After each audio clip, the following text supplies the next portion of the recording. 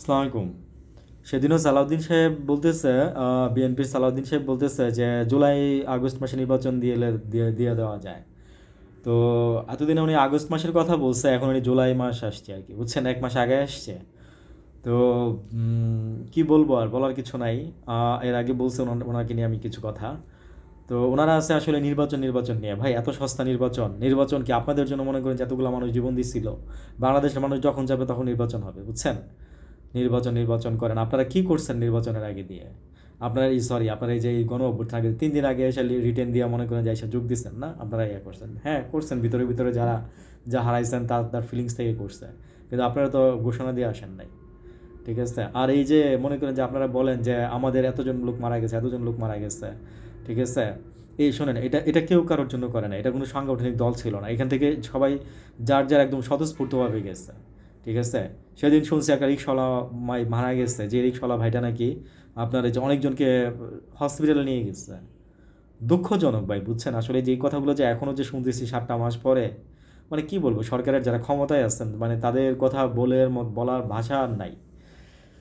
এখন একবারই আর কি যে ভাই মানে গেলে এলে পারি আর কি, সরি, কিছু বলার নাই, বুঝছেন? মানে এই যে সবাই বলতেছে আসলে, আমি জানি না, ইউনূস সরকার বলে যে ওনার নাকি ফান্ড রেডি, উনি নাকি দিতে পারতেছে না, মানুষ নাই। হ্যাঁ, মানুষ নাই বলতে কি, মানে ব্যুরোক্রেসির মাধ্যমে দিবে, উনি নিজের মুখ দিয়ে বলছে একবার, আমি একটু ওনার নিজের মুখ থেকে শুনছি। তো আমার কথা হচ্ছে, আপনি মানে একটা ফান্ড আপনি আসছে, আপনি বলতেছেন টাকার অভাব নাই, ইয়ার অভাব নাই, আপনি এই যে মানুষগুলো আপনি সহায়তাগুলো দিচ্ছেন না। তারপরে এই যে মানুষ আপনারা বলতেছেন বিদেশ থেকে ডাক্তার এসে চিকিৎসা করতেছে বা বিদেশে বাড়াই দিচ্ছেন, কই আমরা তো দেখতেছি না কাউকে এরকম কিছু। এই যে আজকে তাহলে এই রিক্সাওয়ালা ভাইটা আমার মারা গেল কেন বলেন? মানে ও তো চিকিৎসার অভাবে মারা গেছে, এই জন্য জীবন দিচ্ছিল।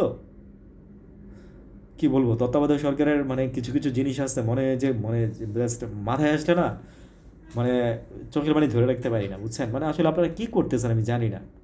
সবাই কোন জায়গায় শুধু নির্বাচনের মধ্যে ফোকাস দিয়ে রাখছেন। বিএনপি আপনার ঘৃণা লাগে, লজ্জা লাগে আপনাদের। আপনারা অন্তত যদি এই একটা জিনিস কাজ করতেন, যদি এই যে অসহায় মানুষগুলোর পাশে যদি দাঁড়াইতেন, এই জিনিসগুলো যদি নিশ্চয়তা দিতেন, সরকারের সাথে যদি এই জিনিসগুলো যদি যুদ্ধ করতেন, আজকে আপনাদের মানুষ মাথায় তুলে রাখতো। আপনারা জানেন শুধু এই জন্য আপনারা জিতে আসতেন। বিএনপি শুধু এই জন্য আপনারা জিততেন সারা বাংলাদেশে। আপনি জানেন, ফিলিংস বুঝেন বাংলাদেশের মানুষের। আপনারা যদি এই যে অবশ্যই একটা কাজও আপনারা মনে করেন যে পজিটিভ, বরং আরো উল্টা নেগেটিভ সব কিছুতে বলতেছেন, করতেছেন।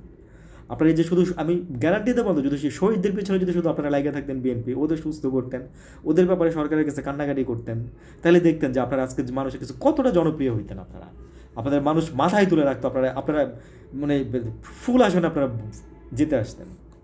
আসসালামু আলাইকুম।